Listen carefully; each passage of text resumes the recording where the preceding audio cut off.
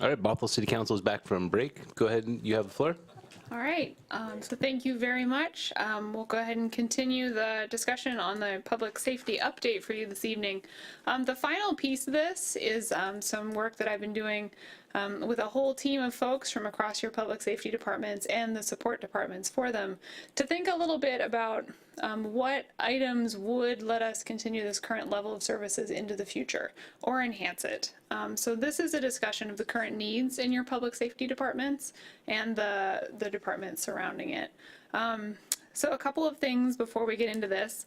There's a lot of information here. As you can tell from the rest of this presentation, public safety is a huge topic. So this is simply our first cut at a way of explaining it and taking one look at the issues we see here. I'd certainly welcome the council's feedback on how we've presented that. But then you're going to see a similar sort of, this is our first cut at something. It's our suggestions. Obviously, this is all up to you. So it's your impressions of how this aligns with community values. So this is just a first draft of it, and then we would be actively seeking your feedback and that of the community on it. So what we have here, I just want to again be clear, these are not necessarily recommendations. The team and I have worked together to bring together the list of needs, and for both operations and capital, to just sort these through in a methodical way, we've put them into proposed priority buckets. So each operations and capital has level 1 items, which is we feel really necessary to maintain current level of services. So this is the smallest amount of core services that we think would continue to maintain the quality that we have. Level 2 are nice additions to that. So when you see level 2, that is things that could be added to level 1. But level 1 is really the centerpiece. Level 2 can be added. And level 3 are things that would continue to enhance public safety in the future. And again, that's just the framework for the council to give their feedback on what we have here. So you could move those around anyway, but that is your staff's professional opinion, particularly of those level 1 needs of what we would suggest as a centerpiece of any enhancements to public safety in the future. So I think that's it. And just so you have the overall numbers before I start, because I know I see a lot of pens moving, we have identified $10.9 million in ongoing operational needs each year and $7.3 million of capital. Now I should tell you those are the big numbers. So we're going to break those down. Those include levels 1, 2, and 3 for both. So that's the big number. So 10.9, you'll see it on my slide as 11 million. That was a rounding error on my part. It's actually 10.9. And then 78.3 in the capital side. So I will walk through those. 78.3. It's 78.3. On the capital side. Because we heard 7 up here earlier. Sorry, so. 78.3. Thank you. Okay, sure. So let's start with priority 1 in operations side. So these are the pieces that we would send forward as the potential centerpiece of enhancements on an ongoing level to your public safety services that as a team we believe would allow the city to continue or support us in continuing this level of quality of services that we're offering right now. With additional information on these, the departments have done an enormous amount of work to gather more backup information. Finance has checked the price tags on each of these. So we have a lot of backup data that I would be happy to supply back to the council for your additional review. So the point of what I'm proposing, what I'm showing here is just to give you an overview of some options. On the police side, something that Chief Cummings can express very articulately is the need for more proactive policing. This is a proposal from them as to ways that would enable more capacity for the proactive policing that people really aren't seeing right now. We were having a short discussion during the break, and I think she had a great point. You know, when we're keeping up, similar to fire, when we're keeping up a very strong reactive presence, people don't see the lack of a proactive presence. So they don't understand what kind of things they're not getting from the pressure that we're getting from reactive. So this proposal here would add a PROACT team. That's 4 additional officers to do proactive policing. It would also alleviate some of our minimum staffing concerns with an additional officer per shift. This would make the navigator mental health professional an in-house position, as funded by a potential levy if you were to go for that. Community engagement coordinator. The police has a very popular community engagement program and social media. So this would begin to put that all together into one person dedicated to it. Building capacity and operations is building some, I believe this is the crime analyst and evidence tech. It's tiny bits of pieces of the operations that have some pinch points right now. And I believe those are the civilian positions for wise use of resources. The full-time admin assistant is similar. I believe this would take some administrative work off of, I believe, 2 captains, if I remember correctly. Fire, smartly, asked for additional overtime money. We think this may be a way of sort of putting the patch in place. We're continuing to see some challenges in overtime due to the nature of the response, just the service that we offer. So that could be a interim operation solution there. Court, we're proposing a 1 FTE for probation lead. So this would be a person to manage that program and the other probation officer. So it would allow, this is a working supervisor, so they would take a big piece of that caseload and take over that program for more sustainability there. And then there is a felt need right now for an additional public safety application analyst to serve, my understanding is primarily the systems in the fire department, who do not have, it's a very large system, enterprise system for our organization that does not have an analyst devoted to it. So we have sworn personnel right now who are working on some of those technical needs. So we think this is another way of using your existing resources in a smart, efficient fashion. Yes. Should we stop there and kind of dive into these and ask some questions now because it's all cumulative, or how did you want this to flow? That may be a way to do it. Again, the priority level 1 or the core piece of the proposal. So that if that's all right with the chiefs, I think that would be fine. Okay. Is there any questions from council on the Councilor Ragnew? I knew there would be. Yeah, I was just looking at the fire and the additional overtime, and how much overtime are we talking about, and at what point in time does it be more cost effective to hire more personnel than to pay the overtime? I'm happy to take the first cut at that first question. So the proposal we have right now is $400,000 for overtime in 2019, and then I believe there's an escalator on it after that, if I'm correct. And I see.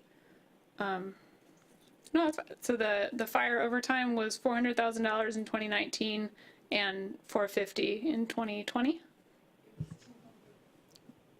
I'm sorry, it was 240 in each year. Oh. 244 police and 244 fire.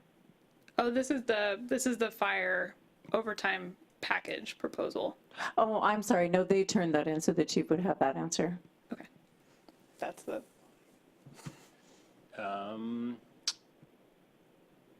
This was actually, my understanding was our overtime that we've had in the last several years. We just rolled it over into the levy.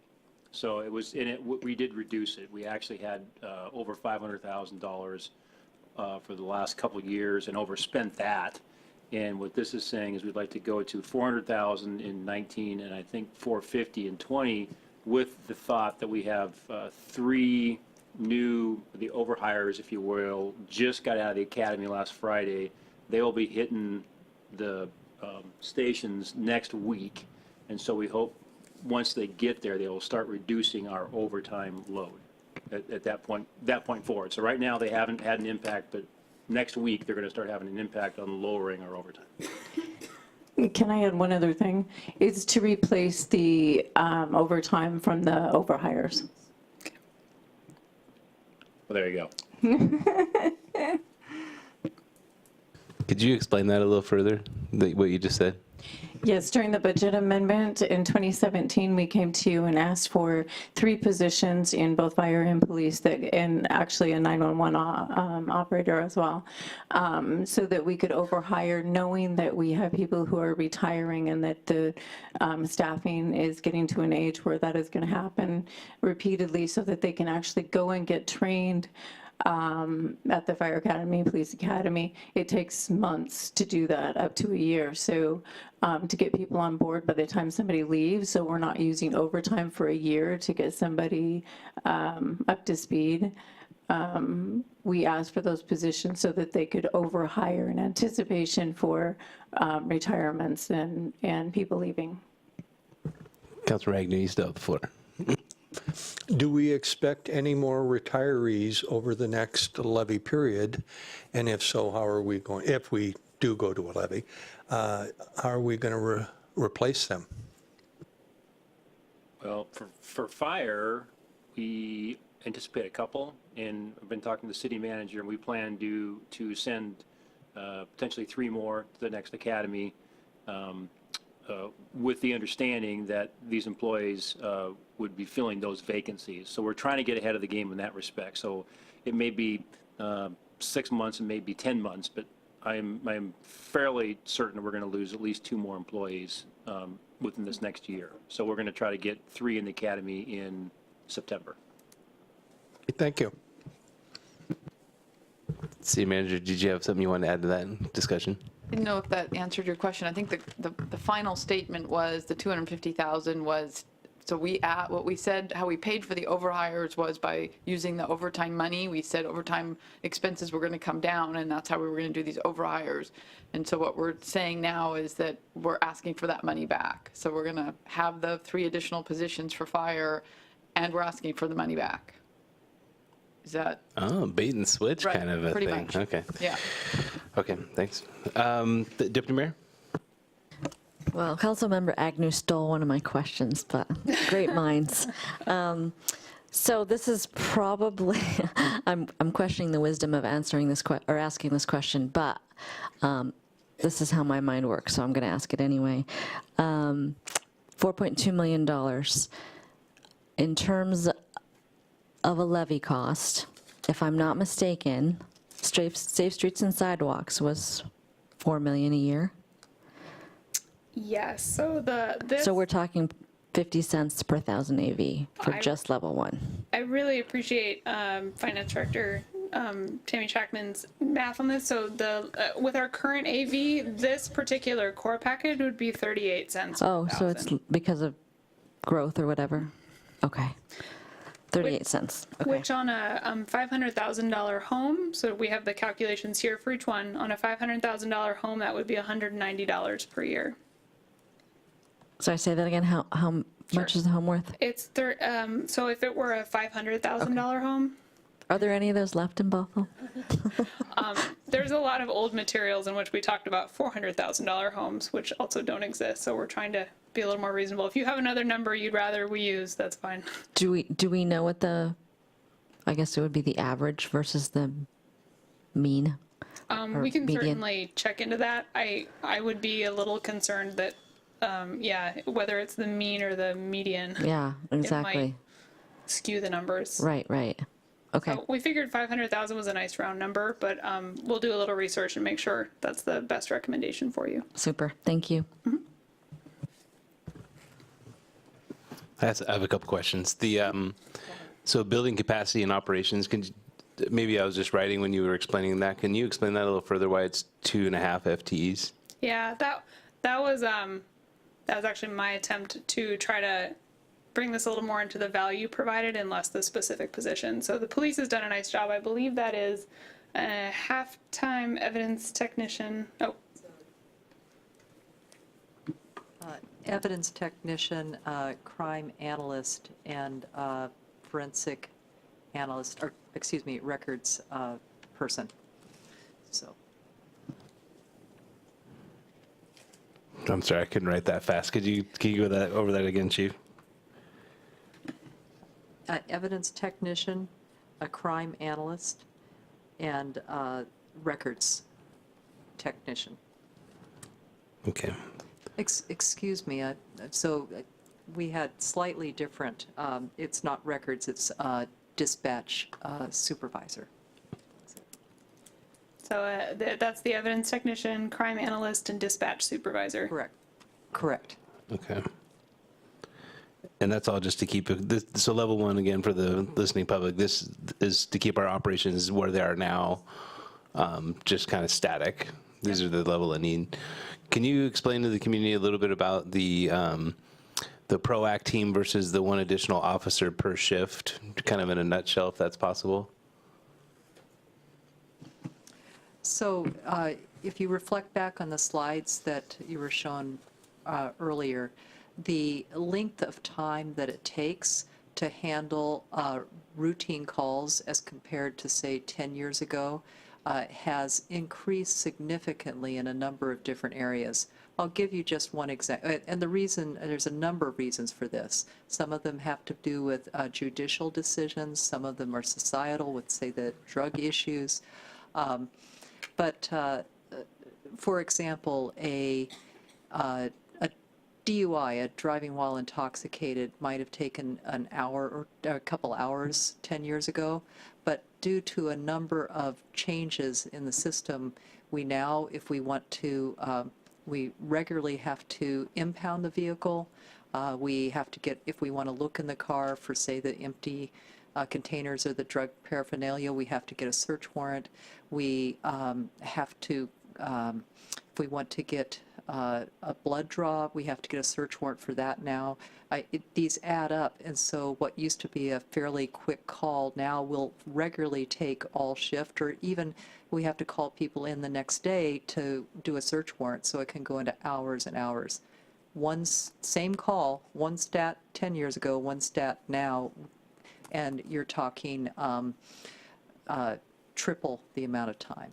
So because of that, the pressure on patrol is increasing because they're not clearing their calls as quickly, and so they're not able to handle as many.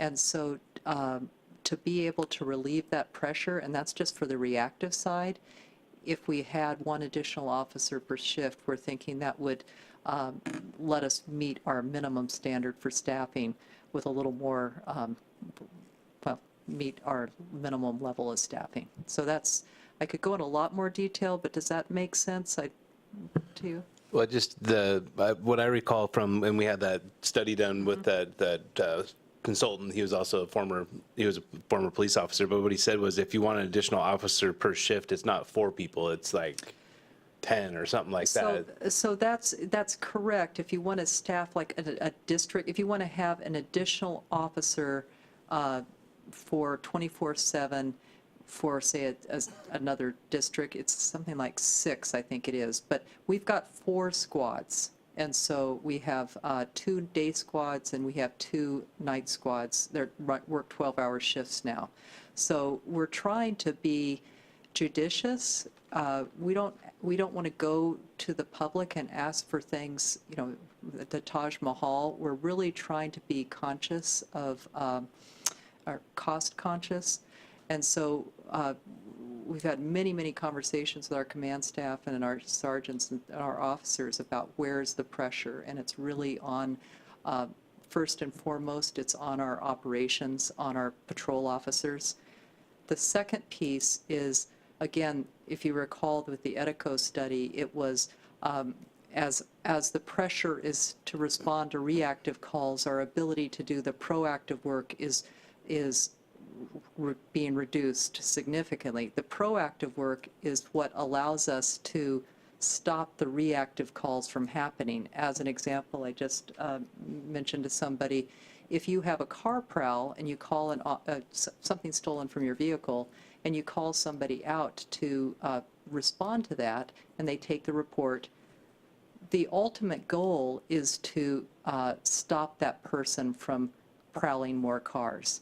They're not just going to your car, doing it once, and then they're good for the rest of their life. They're repeat. Same thing with burglary suspects. So you want to be able to do that proactive work to figure out who is committing the crimes and stop it.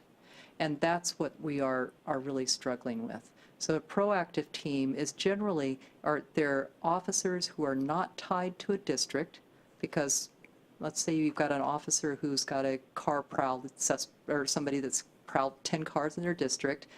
They will want to follow up and try to figure out who's doing that, but they have to go to 911 calls in the meantime. So they're continually getting pulled away from that proactive work. Proactive officers are focused just on that because they are not tied to 911 call response. And so we can set them on, let's say, car prowl suspects or burglary suspects, or it could also be maybe speeding cars in a school zone, and we can now pull them and say, okay, let's focus on that. So it's really that kind of strike team that we really have a deep need for in the department. So Chief, would you feel at this level 1 kind of package, we would change the from reactive to more of a proactive portion of our police force?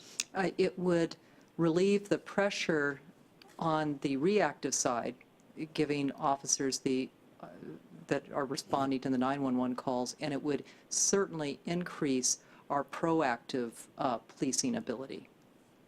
Okay. I had one other question about this one.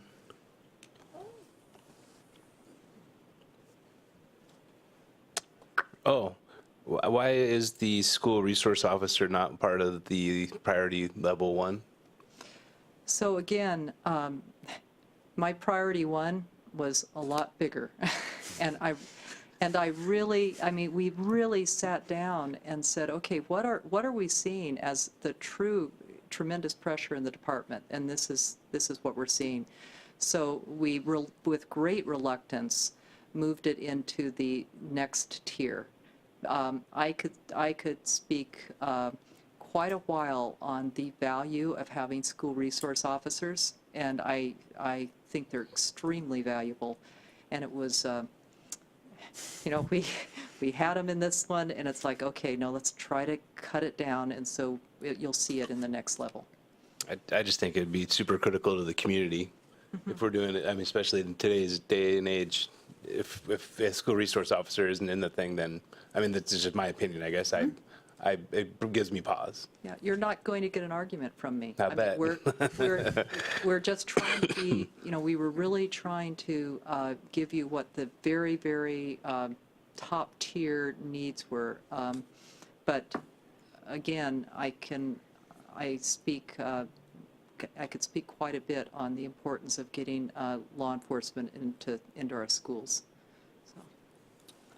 I think that'd be great, but let's, I guess we can move forward and talk about that on the level 2, apparently. So level 2, again, is items that, and this is really, again, this is all to just give the information for council's discussion on priorities and needs. So we've already gotten some great feedback here as to things that could move around. So any of these are nice, would be really great in level 1.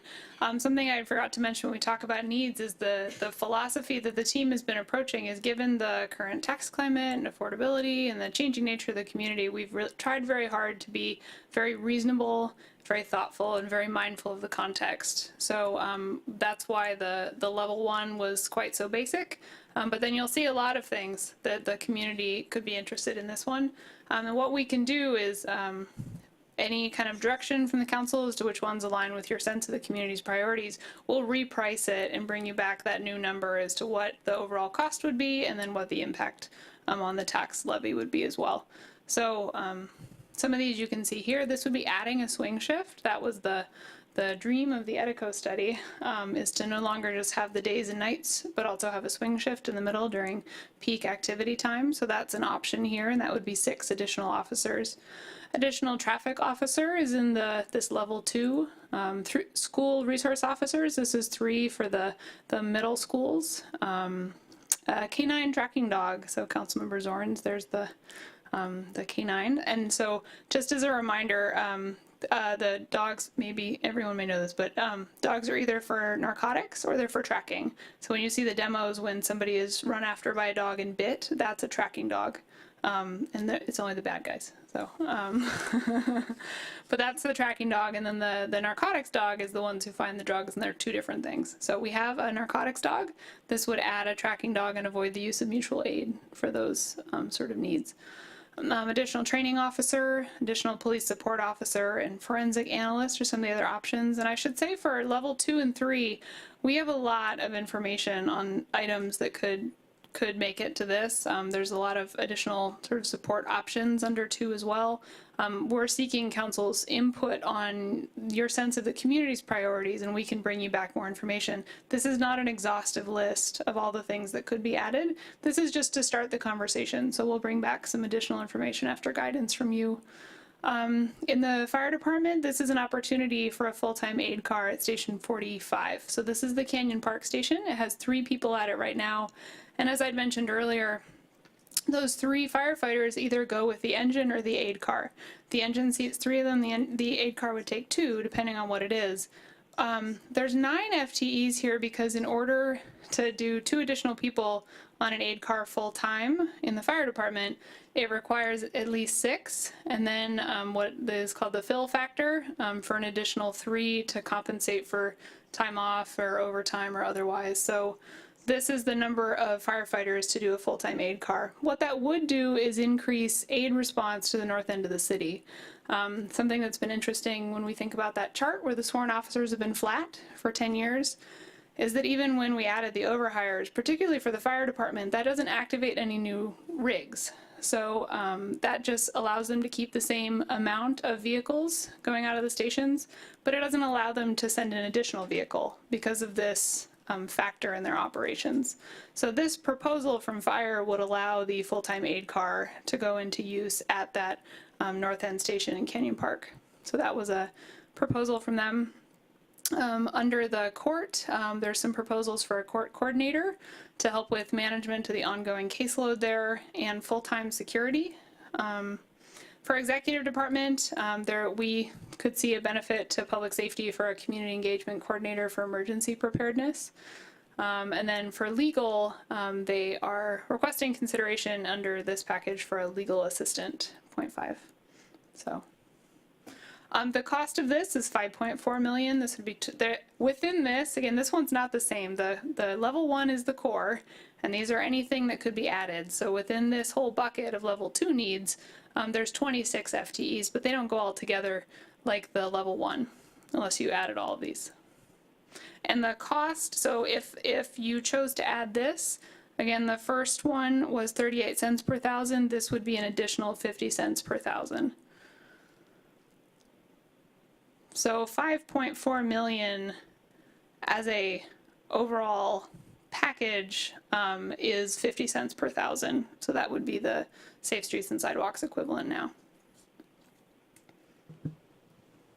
So that's cumulative, or is that 5.4 million? So these are cumulative, right? So we wouldn't go to just do level 2. You do level 1 first, and you do 1 and 2 if you wanted to do it. So Yeah. it's 5.4 million plus. Yes, 5.4 million in addition to the 4.2 for the first. Okay. That's So what I the want. overall, again, the overall needs and operations that we had identified are 10.9 million. So you've seen most of it now, and you'll see a couple of ideas for the third, but they'll add up to 10.9. And so this, yes, the core would be the 4.2 for level 1, would be our recommendation to you, and then any of these could be added to level 1. Okay. Is there any questions from council? Councilmember McAuliffe? Thank you. How many resource officers do we currently have? Do we have one at every one of our high schools? We have 1 school resource officer at the Bothell High School. So when you stated that we would be adding to the middle schools, that would just be 3. And, okay. Thank you. Any other questions? Councilmember Zorns? Well, this is just something for anybody who's watching on tracking dogs. They don't bite, they hold, they Yeah, hold. excuse me. So anybody, any dog that is biting is fired. Thank you. Any other questions on level 2? All right, level 3. I think we're ready to go to level 3. All right. Well, most of our items were in 1 and 2. So there are actually a variety of items available in level 3 as well. 2 to highlight for your consideration would be a jump crew at Station 42. So this would allow fire to activate both the engine and the ladder at the same time, if I recall correctly. Well, I think we got to clarify that. It would actually be, this would be to staff the ladder full-time at Yeah. Station 42. So we would have a ladder fully staffed, an engine fully staffed, and an aid car staffed, along with a battalion chief at Station 42. Well, and the 2 medics, which would lead into the next conversation. But yeah, that's what that's for, is a ladder truck. This also, court has a longer term need for a part-time court commissioner, and I believe that's for infractions. So that's also an option if you feel that's a priority. So this, again, if you add it up, 4.2 for priority level 1, 5.4 for priority level 2, and this 1.3 million for priority level 3, that is 10.9 million, and that if you put all 3 packages together, that would be exactly $1 per thousand, accidentally.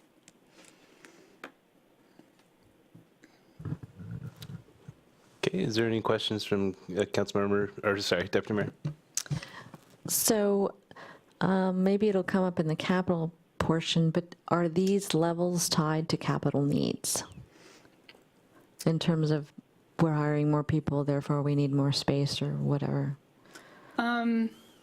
So the priority, let's see, I've actually got, so I don't know if Public Works wants to speak to that, would you? I can take it if not.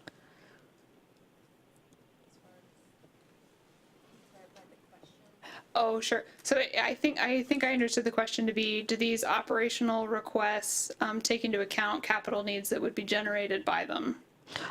Or do they exist? We just haven't seen the numbers yet. Oh, so I believe, and I'm gonna, I think Tammy might be able to help me here. I believe these include the capital facility improvements that would be do. required for these. Because they're not listed, so it's unclear. I'm sorry. No worries. Trying to keep track of everything. Anyway, everything is fully loaded as far as the levy, the M&O levy, all the staffing that you're talking about. Everything has been looked at, the training, the laptop that they have to have, if they have to have a vehicle, all of that type of stuff, their asset replacement for their vests, for their bunker gear. All of that is included in that number that you saw.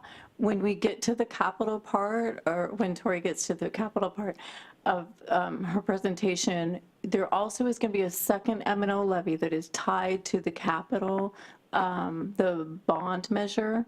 So if the bond measure is approved by voters, they have to also approve the M&O levy that is associated just with that capital bond.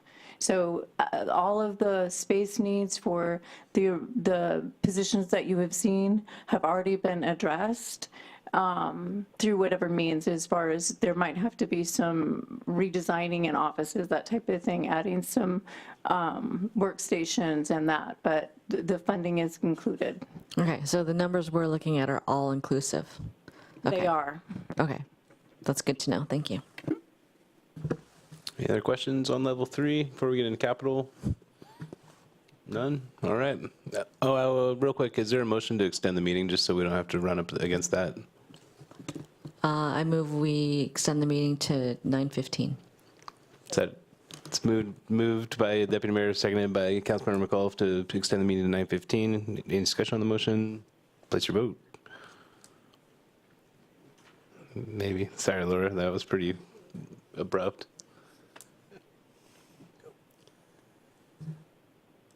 It's not working. All right, raise your hand if you're in favor. Oh, wait, now it's blinking. Let's try it. Go ahead, place your vote. Passes. Passes with Councilmember Agnew in the negative. All right, you go ahead. Sorry. All right.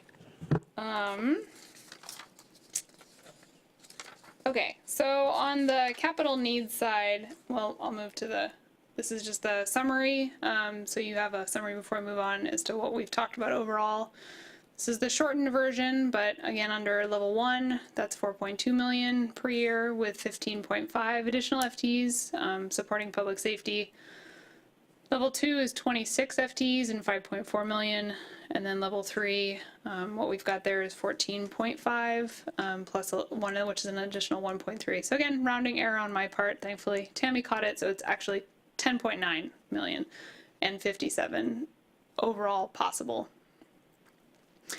All right, on the capital needs side, the question here was, what are your capital needs in the public safety departments? So these are overall the capital needs, but again, like operations, this is entirely to the council. We're simply bringing you our recommendation as staff as to what we're seeing and a suggested way of thinking about it. The facilities needs in your 3 existing fire stations are considered priority level 1 because these are your oldest buildings you have left. They range between 32 and 50 years old. Several of them have already been renovated or expanded several times. So if the council were to express interest in this, we would be happy to come back with some options. Again, I'll note that my wording here is there are facilities needs in this area. What we've shown here for consideration is the cost of a full raise and rebuild. So generally that would be your priciest option. If you felt that was something that the community would be open to, we could look into that. If you were interested in other ways of meeting those capital facilities needs, we could certainly work with finance and public works and the fire department and come back and bring you some additional options on it. So these are just shown for order of magnitude so you can understand the scope of the issue. With regard to the 3 existing stations, we have a unusual situation for us with 44 in that it is owned by Snohomish County Fire District 10. So the suggestion at this time is to work with them to create a plan for facilities improvements at 44 because we don't have an immediate solution to that one. When it comes to 42, which is your downtown headquarters station, and 45, which is that one on Bothell Everett Highway up in Canyon Park, those we do own. So we have a lot more opportunities there. Again, these are old facilities. Another distinctive thing about fire facilities is that these are the only facilities we have where people live in them. So they're in use 24 hours a day, 7 days a week, 365 days a year, and for 44, at least, it's been in use continuously for 50 years. So the amount of wear and tear on these buildings and the condition that puts them in, it is our recommendation that you consider that and how we might address that, what scope or timing of that we might do, but we are bringing that to you as your top facility need right now that we'd like to ask you to consider for public safety. You do have additional options. So there has been identified a growing need and response times in the south end of the city. The current opinion is that it may continue to be a growing need in the future. So if you wanted to do that in the future, we could look at it again, but we have priced out approximate price for a 4th station to expand service in the Kingsgate area if you were interested in that, and we believe that price for a new station would be about $20 million. Again, like operations, level 2, anything from there could be added to level 1, but it is our recommendation that level 1 would be the centerpiece. Court, the expansion of the current facility, we've priced out a way to do a new layout for the court building. If you were interested in that, it would add 2 courtrooms and create a little more friendly office layout to use the existing space more efficiently. If you've been in the court, you know the lobby, there's a lot of extra space in the lobby, and then the staff is really pretty crammed in the clerk's area. So there's a way of redoing that for a little greater efficiency. So that would be $4 million. And then police have some significant needs in vehicle storage. So we've been looking at some options as to what that would be, but that's an additional capital need in your public safety departments. So the overall cost there would be 78.3 if you did everything. And I believe Tammy may have some information as to how that would translate to estimates for a bond. Okay, for the 78 million over 20 years at nearly 5% interest, would be 57 cents per thousand of AV, based on 29 projections of AV, which is projected right now to be 11 billion for Bothell. So at 57 cents, that would be $285 a year for 20 years on a $500,000 home. For the, do you want me to go down the list, Tori? Maybe what would level 1 be if it were everything at the option of raise and rebuild, which is the price that we've shown here? I have a 32,830,000, which is $2.6 million a year, 24 cents per thousand, and amounts to $120 a year. And I also have priority 2, which is 330,000, which amounts to 4.6 million and 42 cents per thousand. On a $500,000 house, that amounts to 210,000 or $210 a year. I'm into a lot of zeros. So those are pretty much the differences. You have $285 per year for the full package. For package 2, you add an additional $210 a year. And on a $500,000 house, again, and $120 for package number 1.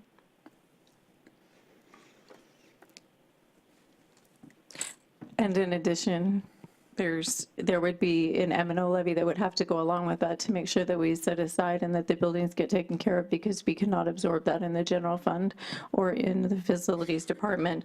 And that would amount to 12 cents per year and amount to $60 a year.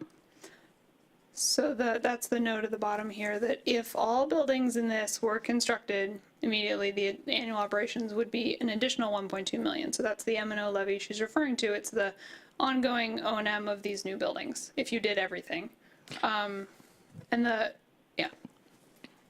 Yeah, so you would be looking for priority level 1, you would be looking at $180 on a year on a $500,000 house.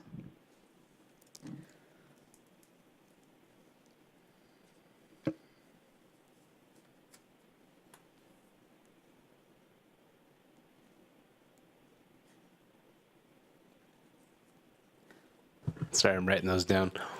Is there any way we could actually get this with the additional columns added to it that give the AV estimate and, encumbered with the M&O?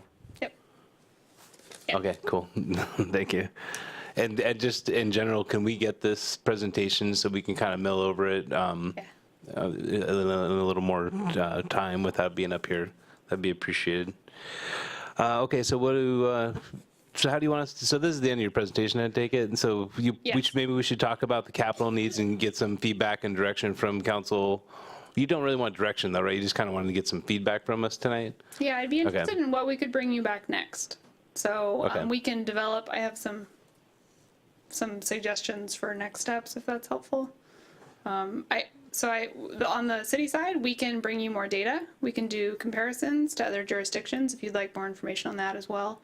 We can develop any of these options further. So we have a lot of information behind it to make sure that the numbers we're presenting are valid. So I'm happy to bring that to you in whatever format is going to be helpful for your considerations. And then we also have the resources at Cocker-Fennessy to think about how we'd like to use them to get you the best community input as possible that you'd like for this. So something we've considered with them is that we can do a statistically valid telephone survey if that would be something that would be helpful to you at this time too. Okay. So just because I know you guys pretty well, maybe we'd all take one turn each and talk about the education outreach piece, the capital investment piece, and as well the operations piece, and while you have the floor. Because if we try to do it where we just talk about operations, we typically start talking about the capital piece too individually. So do you guys need a couple minutes to kind of get your thoughts together? Or they want feedback on what we want next based on the public engagement piece of this, the capital investment, or the capital needs and the operational needs. That sounds right. Okay. Is there anything else that you would like feedback on tonight? No, I have, if it's helpful, this was just, I know that's a lot in level 1, so I just wanted to point out that we had heard some significant educational challenges in this, but I think particularly for some of the stations that we own, I just wanted to show a couple illustrative pictures as to the kind of facilities that we have our city employees in right now. Just older. Again, these have been in constant use for a very long time. So Station 42, in particular, we had a brief council tour, but I think we'd be happy to take you back through there and see it in a little more depth and develop some options for you. This one, I don't know if you remember from your tour, but Station 45, the crew quarters, they're actually sleeping behind cubicle partitions in that. So just wanted to, people always ask, why can't we show photos? So I just wanted to take the opportunity to say we don't mention the facilities needs lightly in this discussion, because we know we're trying to be reasonable, thoughtful, and mindful of the context. But these photos, just wanted to use that. And then this was just what the mayor was saying. Happy to help you however you'd like from this point.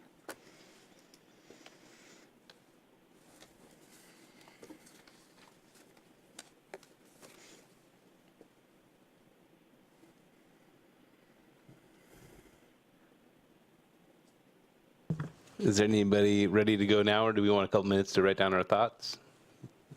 Councilmember Zorns is ready to go. Go ahead. Short and sweet. One, yes, please, on the data, because I was chicken scratching all over the place. In fact, I have a minute marker on when to come back and watch the video on Tammy. So, any rate, so my question is, I know, or I think I know, that the university pays for their officer. So tell me why we don't tap into school district to help subsidize a police officer, or do we? That's my solitary question. So they do subsidize. They pay for 50% of the time that the officer is at the school during the school year.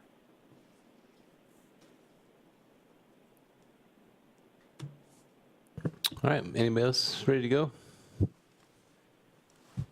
They're all writing stuff down except you two.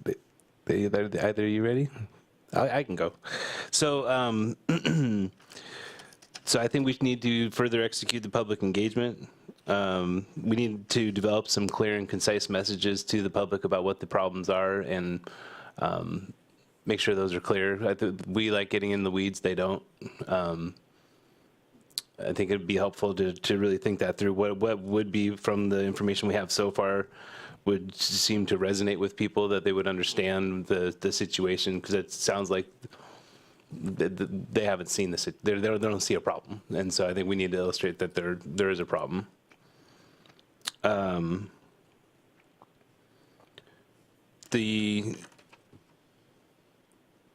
To educate the public on the not raising property taxes. So I've been here long enough that I saw it go on for long enough, and I think the public really needs to understand how much money it is that we've saved the community over the Great Recession and not raising those taxes, and what that means to our operating budget now. What kind of not deficit, but what are we working with in the savings that we've saved our taxpayers over the years? And then I think that's a really important message in this discussion.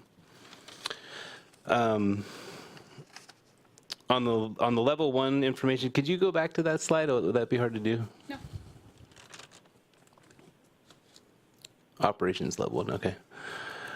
Just a little more detail to these, I think would be really helpful. I mentioned that it wasn't really clear to me, the additional officer per shift, and then the PROACT team, and why do we need those as a general public? Like, why is that something that's important to keep the level of service we have, or well, I guess it's just to keep the level of service we have.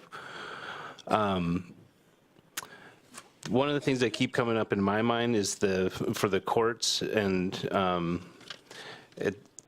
it's important to me to understand all the different options. And one of the things I'd like to see is the regionalization of the court system, or just a comparison, because we're talking about some significant increases, and just so we kind of know what that, because there is an option there, and we need to know what it is.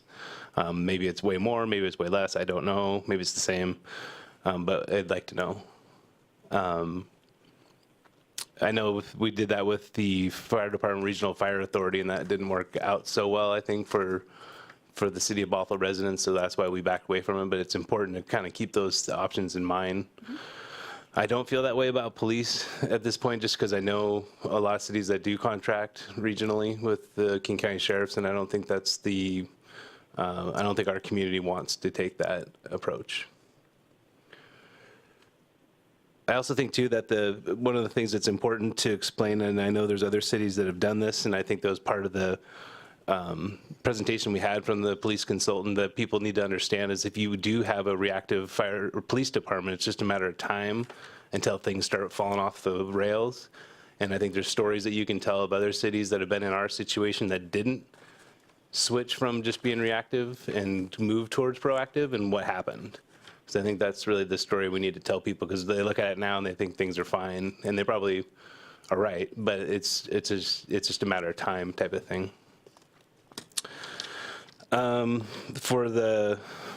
So now onto the capital side, I'm just startled by that amount of money. So it needs to be clear about what's going on with Snohomish County or Station 44, and like what's the deal there? Because that's a $17 million to $78 million. That's a big deal. Is it not part of this levy? Is it part of this levy? We kind of need to nail that down. If we're going to do a levy, obviously we need to really nail that down. But and then, you know, it just seems like if we're talking right out of the gate, priority one is just to raise level and rebuild. I would like to explore if there are options to renovate, maybe a phased approach where we get, I mean, like those quarters aren't acceptable. Obviously, we have female firefighters, and that needs to be addressed like right now. But or I think it should be addressed right now. It's not my place to.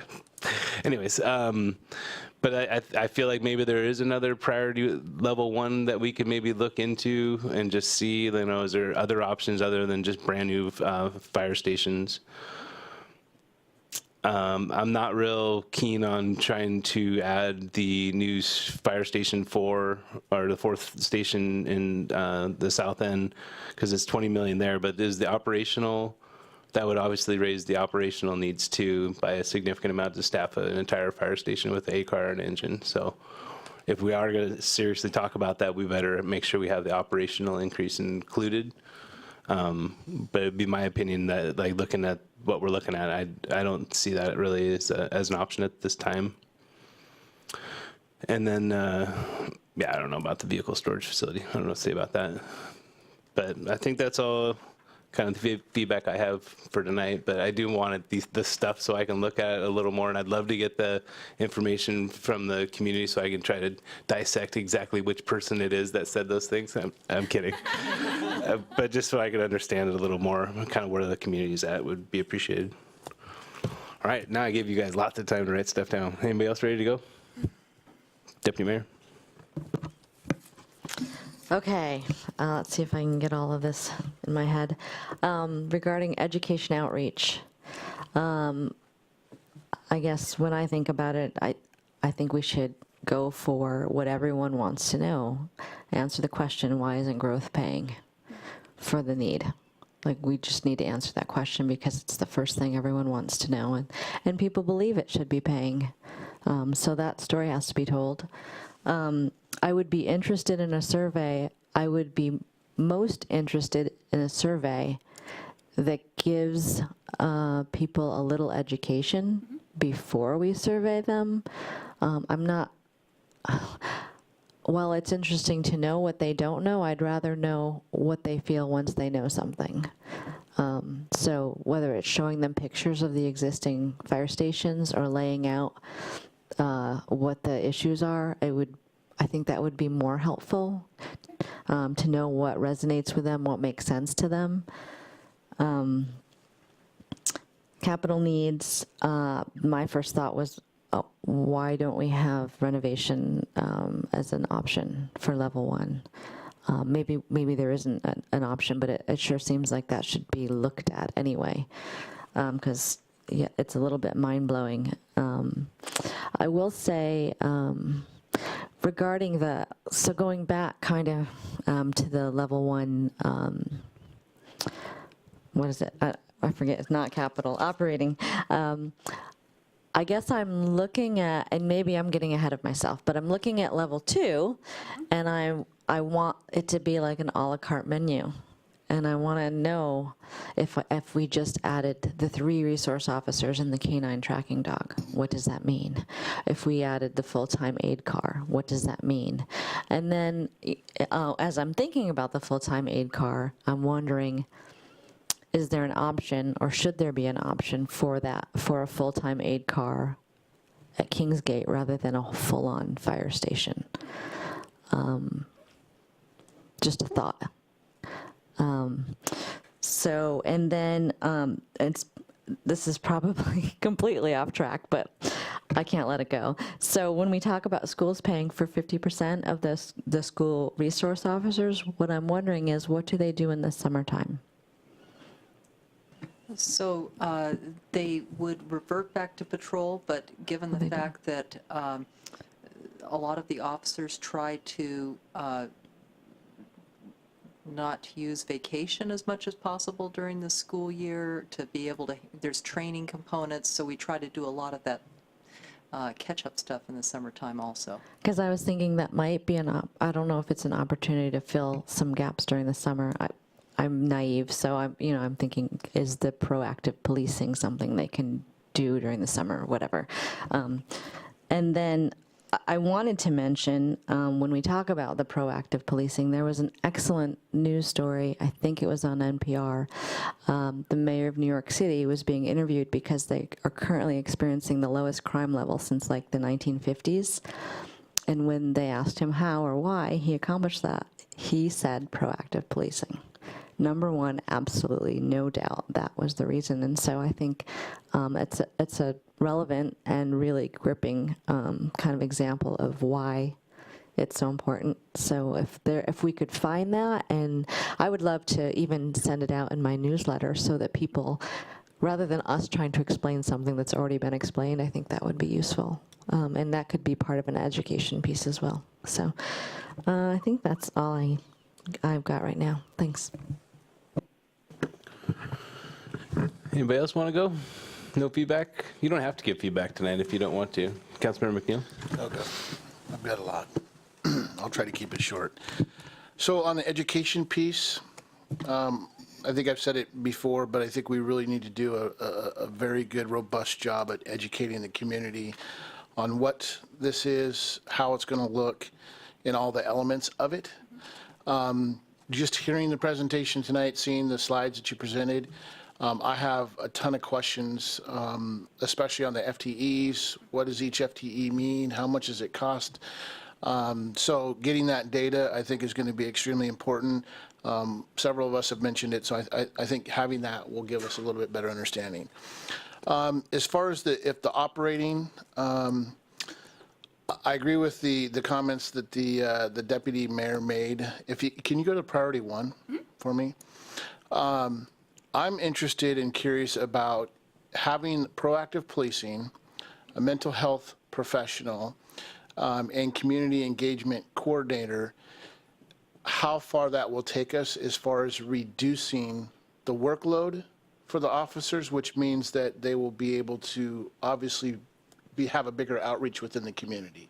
I'm really curious to know how that would work, how much improvement there would be. The reason I ask that question is because as we continue to grow, how long is this going to sustain us? 5 years, 10 years, 15 years, 20 years? I'm just curious, as we continue to grow, as the population of Bothell grows, what are we going to look like 10 years from now? Are we going to have to put another bond out because we don't have enough again? So I'd be really curious to hear about that. As far as the school resource officer, I can't stress enough the need that we do proactive public safety in our schools. It's vitally important. I know we only have the resource officers listed here for middle schools, but I think it's important that we touch on elementary schools as well. And the reason I bring that up is because I believe I've heard, and I've talked to the chief about this, and many people in law enforcement, that you have a very rare opportunity to touch these kids at a very young age, and when they get to a certain age, you lose them. So if we can make sure that we're doing our part at the youngest ages we can to touch them in a positive way. I think that would be important. So I would like to see the resource officer at least moved up in a priority, because I think that we'll probably hear from our community that is a major priority, the safety of our kids. So could you go to number 2, operating 2? I would like to know, I guess I would like to see or hear a little bit more information about the full-time aid car Station 45 and understanding the dynamic of those 9 FTEs there. And then on 3, I think I'm okay on 3. So I'll go to capital now. Okay. The capital is staggering to me. And seeing the numbers of 22 million, 14.5, and 17 for replacement, I would love to see other options there. I think the mayor brought up a phased approach. I don't know what or how that would happen, but definitely something to look at as far as how we could possibly do that.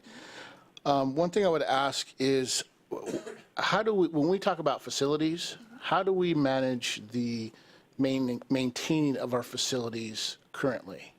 What do we do to maintain the facilities, and are we budgeting enough money to ensure that we can maintain those facilities in a manner in which they will last us 50 to 100 years? Regardless of this bond, what do we do in the future to make sure that the facilities, if we build new or we replace, they're going to last 50 years to 100 years? So we're not back in this position. So I'd like to see a little bit about that. The station, Kingsgate Station, I think we heard a little bit about that in the regional fire when there was conversations there about building that south end station. Love to hear more information about that. But again, if that's going to include, that's not including the FTEs that we need to put in there, then that becomes even a bigger price tag item.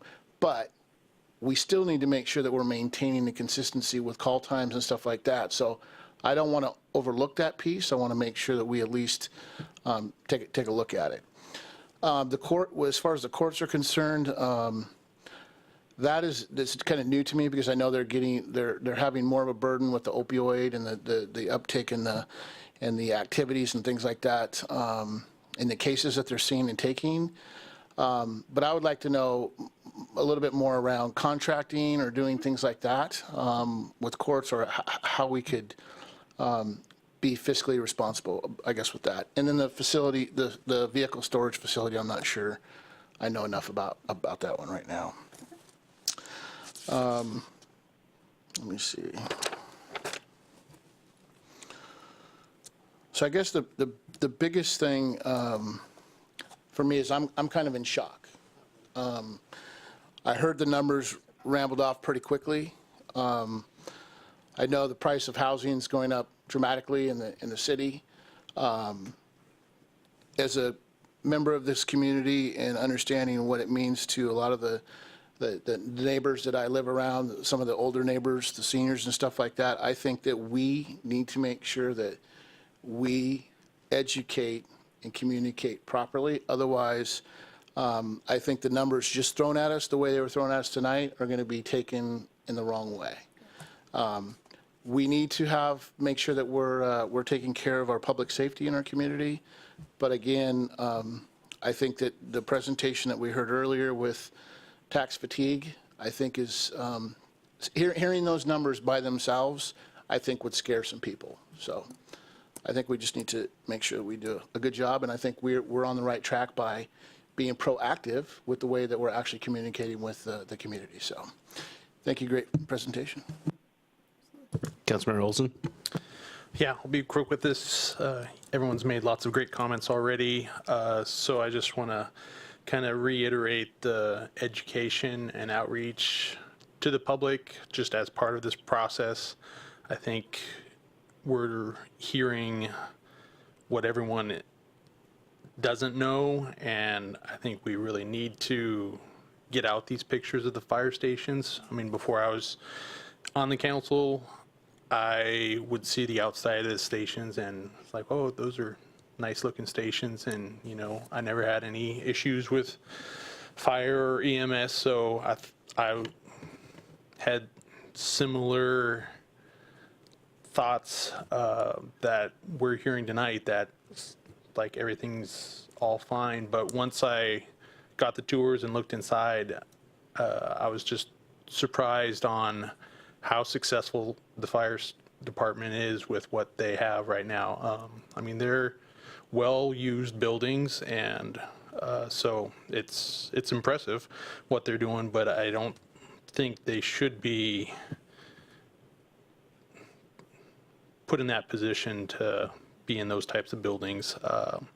As far as the operational, I think the PROACT teams are important. I think we've heard it in multiple ways that getting that balance back to 50-50 on PROACT and REACT is important. So I'll just stop with that. I'd Councilor like to Agnew. make a motion that we extend to 9:30. Second. It's moved by Councilor Agnew, seconded by Councilor McNeil to extend the meeting till 9:30. Any discussion on the motion? Seeing none, go ahead and place your vote. You with me, City Clerk?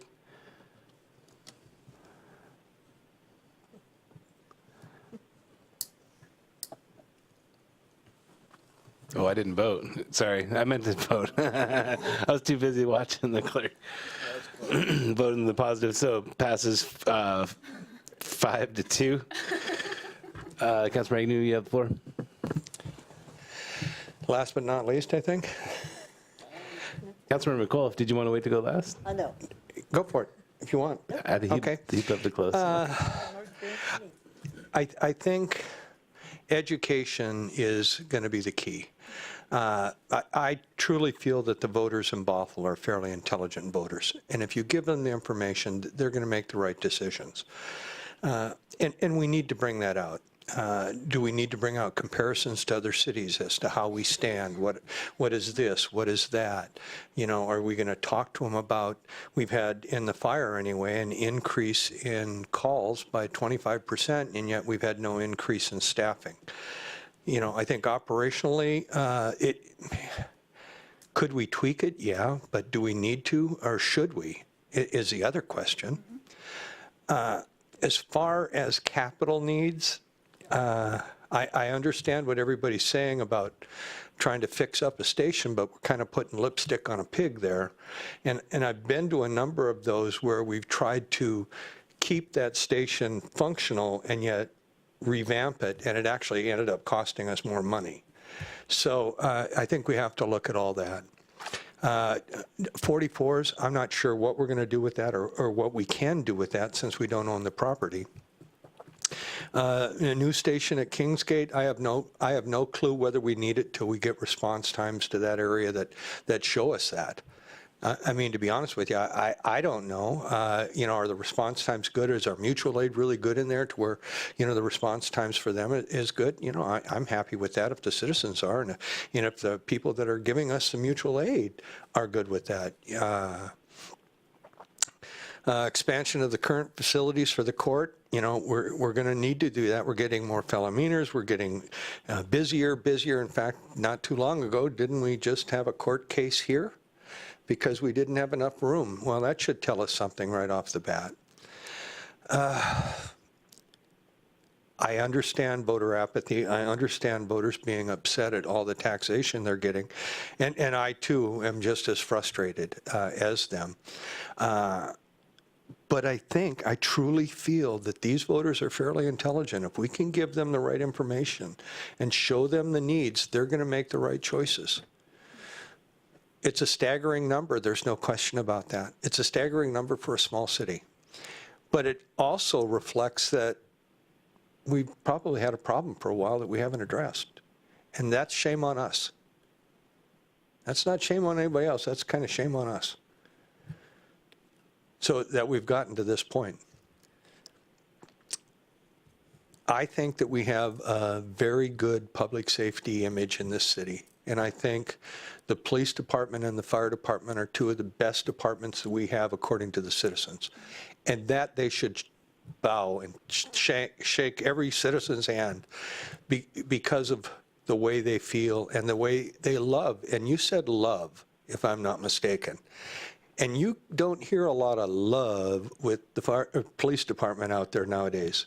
So for us to have that ability, I think it's a great tribute to the folks that we have that are out in the street doing the jobs. It's going to be interesting. It's going to be staggering. I'll do anything I can do to help it. But like I said, I don't know about that fourth station. You know, and I know that right now Shoreline's in the middle of building a brand new fire station. It's going to cost them $10 million. They figured $2 million for property acquisitions and then $8 million for the station because it's an outlying station. Okay, well, we can say that now, but when we build these stations later on, I'm sure there's going to be a huge cost increase like we've been seeing all over. So get the information out there to the troops. Let them make the decisions. Thank you. Councilmember McAuliffe. Thank you. Well, I think the presentation was excellent, and I think the ones that need to tell the story are the people that our people in the community care about. So our police, our fire, they need to actually tell the story.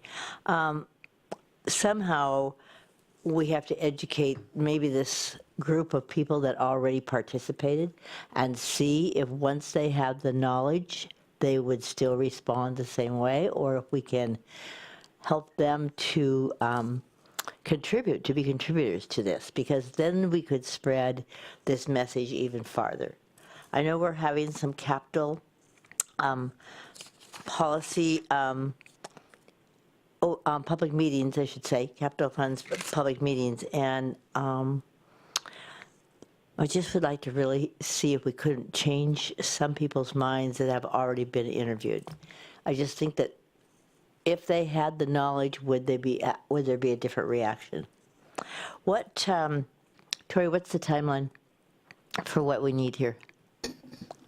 So if the council wished to send something forward in November, the deadline for that would be June. So we have a study session in May, so May 8th. We have the whole study session to continue discussion on this. We can also bring you additional information and post it on the website if you'd like, in between those meetings too. And the date we had docketed was June 5th. Mm-hmm. So.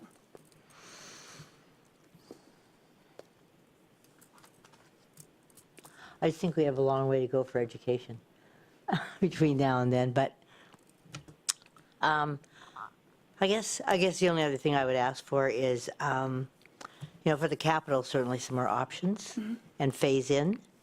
And over time, can we do a better job if we just kind of phased in each station and not looked at them all at once?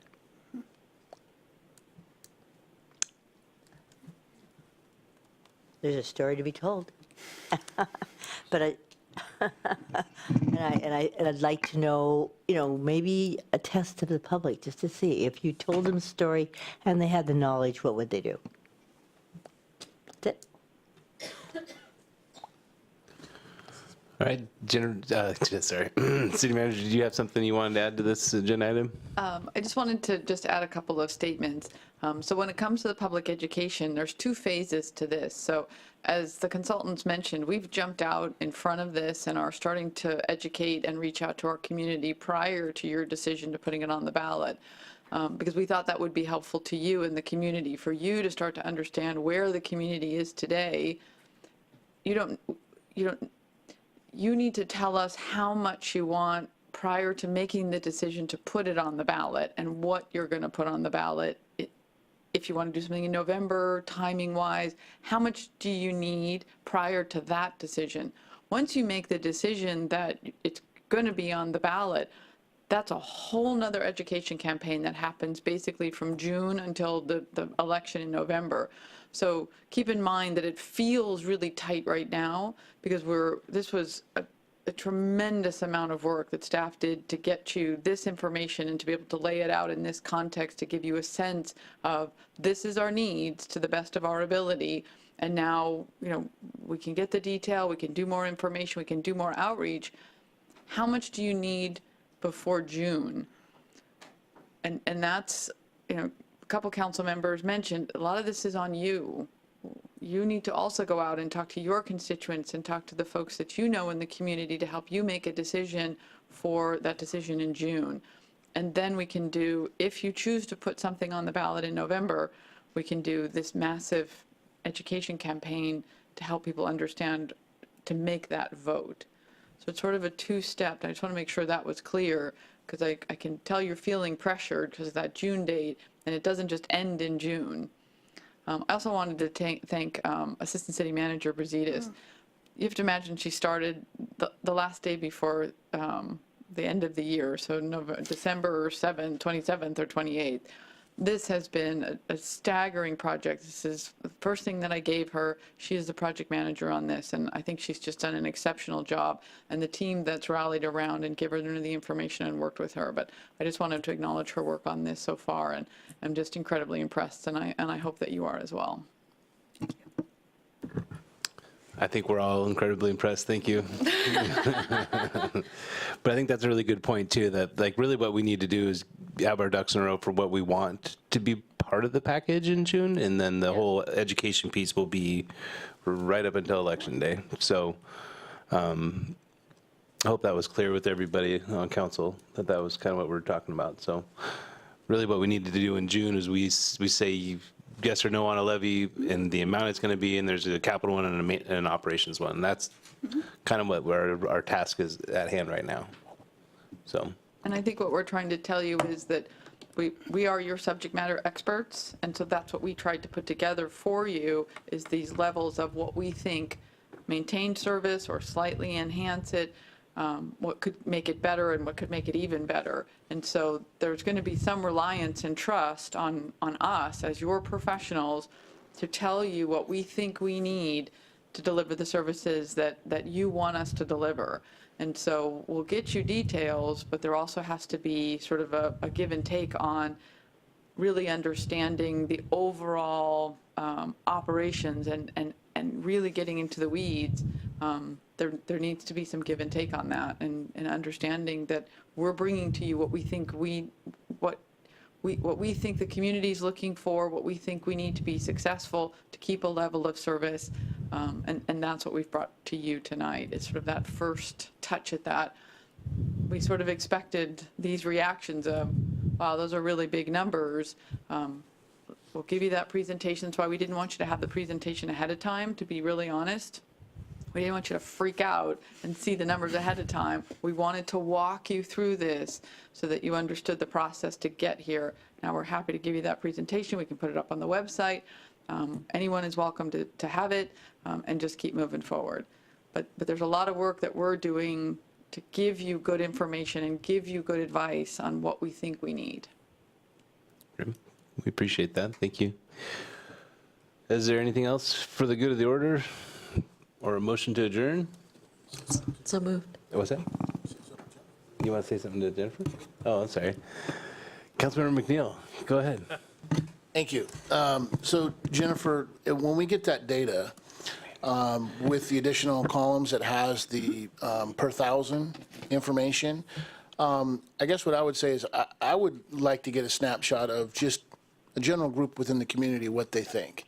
And so as a council member, I'd be willing to go out and meet with several folks in the community. I think the deputy mayor does her council connection thing. And so I think if we do something like that, we might be able to gauge, because for me, before I'm comfortable putting anything out there, I want to get a snapshot of what the community thinks. And the numbers, like how big, like options 1 and 2. So I think having that data that I think all of us have mentioned will give us the ability to do that. So, but I do want to say, Tori, fabulous presentation. Thank you. It's my pleasure. Is there, we have a motion and a second already, didn't we, for adjourn? Or no? Is there a motion? Motion to adjourn. Moved by the deputy mayor, second by Councilmember McNeil. Any discussion on the motion? Seeing none, go ahead, place your vote.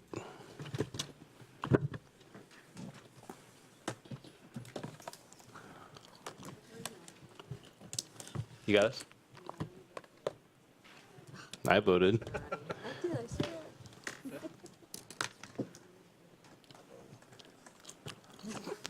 Passes with Councilmember Agnew in the negative. We're adjourned.